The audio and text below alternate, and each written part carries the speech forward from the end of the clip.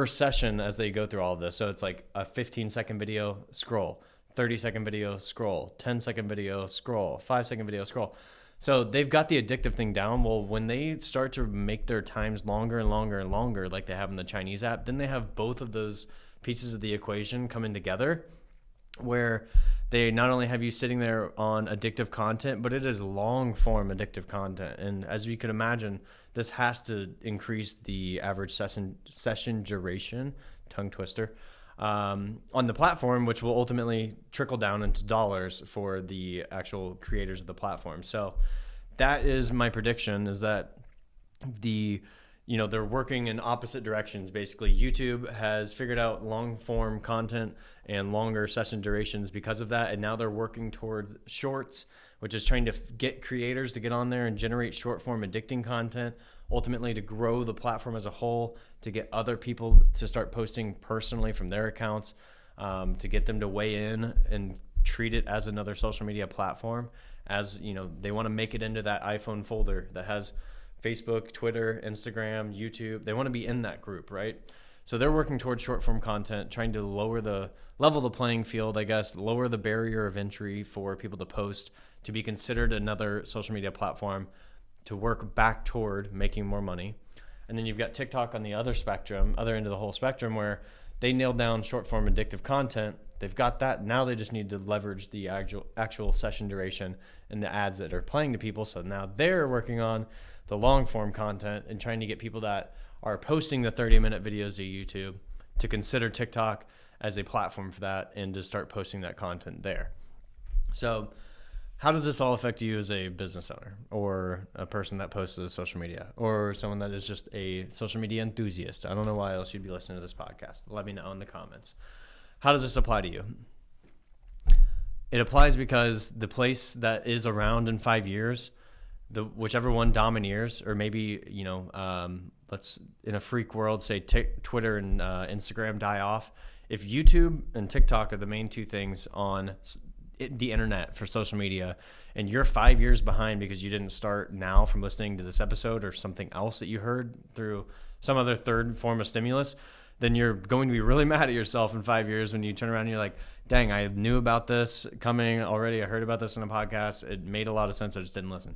So the takeaway, right, is post to both platforms equally and wait. I mean, like, we're all kind of playing a waiting game. We're just subject to whatever the social media gods give us in terms of the platforms that are available. But I think that would be the recommendation I have to you, is to actually start doing what YouTube wants, which is treating it as a social media platform, a viable social media platform for your business, where you can actually post content.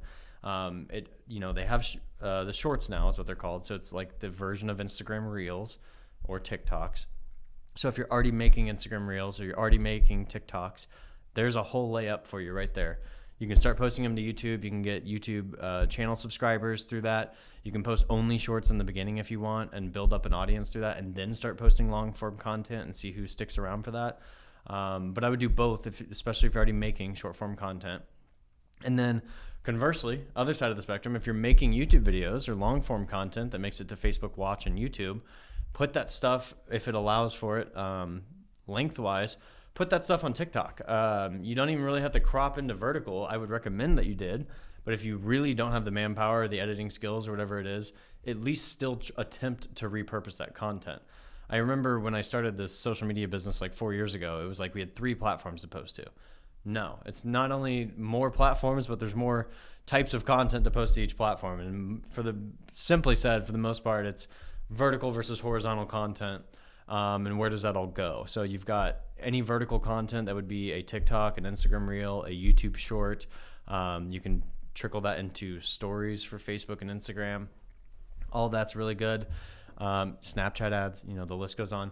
And then you've got the horizontal content, short form or long form, that can go to Instagram, Facebook, YouTube, Twitter, TikTok. I mean, it can all go everywhere. So if you're making videos at any capacity, you're missing out if you're not posting to both YouTube and TikTok. Now, you notice I'm not focused on Meta for this, Facebook and Instagram. I don't necessarily think they're not going to be around in 5 years. I think the future for them looks very bright still because of Oculus and virtual reality. I think that if that really takes off technology-wise, that everything I'm saying will be a little bit less relevant just because of the popularity that will be driven through virtual reality and augmented reality. They're very much so ahead of the game for that. There's lots of updates coming for that, by the way. Expect an episode soon. But I would say for TikTok and YouTube, I've been watching the scope of the world on where attention goes in terms of digital content. And I can tell you right now that long form content is going to be king when when everything is said and done, when the dust settles, like I've said, long form content is going to be where it's at. Now, in the perfect world, like what TikTok's trying to build is addictive long form content. So it's like, how can we get someone to go on our website and watch for 6 hours a day? You know what I mean?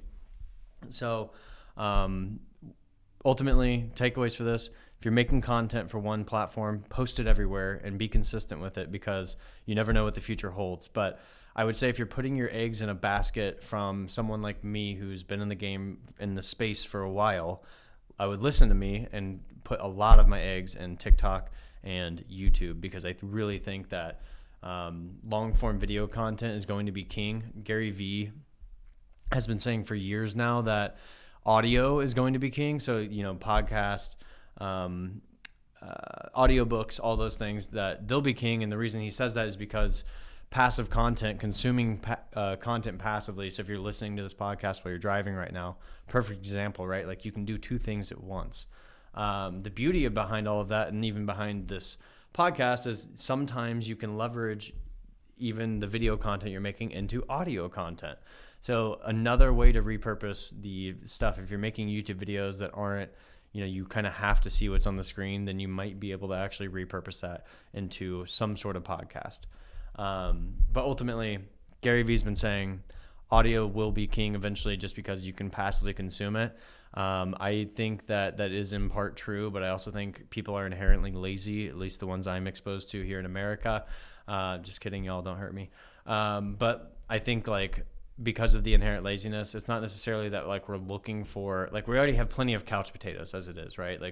We've beaten a dead horse with TV shows, reality TV, and all those things. But we haven't really done yet is gotten the masses, like our parents and people that don't live with a phone in their hand like I do. We haven't gotten the masses to pick up YouTube as an addiction. I know that sounds like weird, out of pocket, but we haven't really got them to start being like, oh no, I follow the subscriber and he just posted a video, like they would for America's Got Talent. It's every Tuesday night at 9 p.m. So it's we haven't crossed that bridge yet where just the average everyday Joe is going on YouTube on a regular basis and consuming stuff. Now TikTok has figured that out, right? Most people that have a TikTok, or they are on it. My grandma has TikTok. So they kind of have it again, a leg up there. But I don't think we should dismiss one of the platforms yet. I'll keep you guys posted. But takeaway, I've said it 3 times now, and this will be the third: post to both platforms, post to all platforms. Let me know what you thought about this episode. I'll roll the outro here soon. I have a lot of thoughts around kind of what the future holds for social media, specifically around virtual reality and augmented reality. You're going to see my investing dollars go towards those things. But if you guys like these conceptual episodes around these topics that are not necessarily fact, but things where if we had to be betting, we put our eggs in a basket, they could have really high payout, let me know, because I really like dreaming about these kinds of things. I always have theories and concepts of things going on in my head because I live inside of the social media space. And so just that constant exposure makes me just think a little bit differently about it all. And I also see, the back end side of it. So audience targeting, what the bigger platforms are looking for in terms of delivery. It's, it's on the front of my mind that Facebook is here to make money, and it's probably on the back of yours. So if you guys like this kinds of topics and concepts, let me know in the comments, and I'll see if I can get some more episodes out every so often about this stuff. So thanks for listening, guys, and we'll roll the outro.